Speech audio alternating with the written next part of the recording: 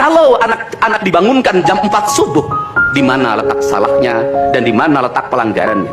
Kalau anak-anak dibangunkan kemudian disuruh membereskan tempat tidur, apa salahnya dan apa pelanggaran hak anaknya?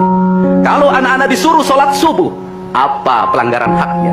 Kalau anak-anak mengikuti kuliah subuh, apa pelanggaran anaknya? Kalau anak-anak disuruh ngantri kemudian makan pagi, sarapan pagi dengan telur, dengan nasi, dengan pisang dan minum susu, di mana letak salahnya? Kalau anak-anak kemudian disuruh belajar, dan saat belajar duduknya bersikap memandang ke arah gurunya, memandang mata gurunya, agar terjadi transformasi energi antara guru dengan muridnya, yang hari ini dihilangkan dengan digitalisasi, menghilangkan ruh spiritual konsepsi pendidikan kita, diganti dengan konsep pendidikan digital yang tidak lagi melahirkan hubungan emosional guru dan murid. Akhirnya murid-murid tidak menghormati guru-gurunya karena guru lupa mengekspresikan nilai-nilai spiritual dalam dirinya pada murid dalam ruangan yang hening, diganti dengan papan belajar digital. Di mana letak salahnya?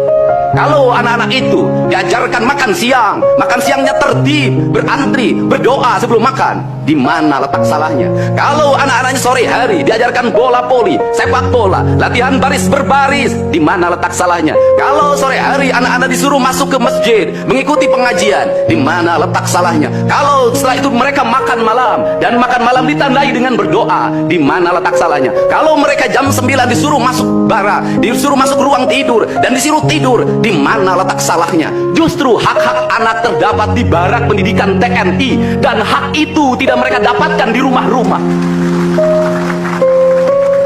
Di rumah-rumah anak-anak tidak bisa tidur malam. Mereka rata-rata tidurnya jam 4, jam 1 malam, jam 2 malam. Di rumah mereka tidak mendapat makanan yang bergizi karena serba fast food. Di rumah mereka tidak mendapatkan kasih sayang. Di jalanan mereka balapan. Mereka tidak mendapatkan ruang hidup tanpa gadget dalam setiap hari. Saya katakan, justru lingkungan kita hari ini, rumah, halaman rumah, kadang sekolah, kadang jalanan, bukan lagi tempat yang ramah untuk anak-anak Indonesia.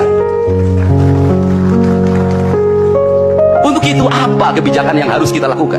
Kebijakan yang harus kita lakukan adalah mindset pembangunan dirubah. Ekonomi bukan segalanya. Itu penting, tetapi ekonomi tidak boleh membunuh ruang-ruang publik di mana orang mendapat ruang bercengkrama. Desain rumah harus dikembalikan pada desain yang membuat jendela, membuat ruang untuk ibu dan bapaknya berkumpul. Halaman rumah harus tersedia di setiap kampung, jangan dihabiskan untuk bangunan karena anak-anak ingin bermain di halaman. Lapangan bola di setiap desa harus ada. Karena apa? Karena mereka terus berinteraksi olahraga. Sungai-sungai harus dijernihkan karena anak-anak orang miskin tidak bisa berenang di kolam renang yang berbayar. Mereka harus berenang di sungai-sungai yang jernih. Gunung-gunung harus dihijaukan karena anak kita perlu hiking dan traveling dalam setiap waktu. Anak-anak kita perlu berinteraksi